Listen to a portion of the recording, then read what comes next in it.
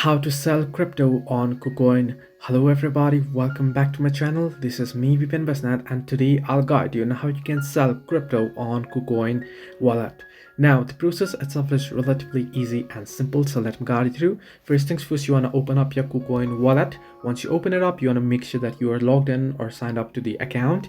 Now here, once you have a particular Bitcoin, or sorry, the crypto that you wish to sell, suppose Bitcoin, then you want to simply select the assets option. Now I'm not logged in, but even if you're logged in, you'll get the similar interfaces, so I'm just guiding here to you. At the bottom right, you can see their assets option, right? If you tap on it there, you'll be able to see your assets. It's asking me to log in, but if you're not logged in, you'll be able to see your assets here. And once you go ahead and there under assets, you'll find your crypto there. Once you tap on that particular crypto that you are wishing to sell, you'll be able to sell it. Now I'll just be showing you here. So you'll get the sell option here. You can see buy and sell option. Once you have a particular crypto, you can tap on sell, enter in the amount and such, and go ahead and sell it.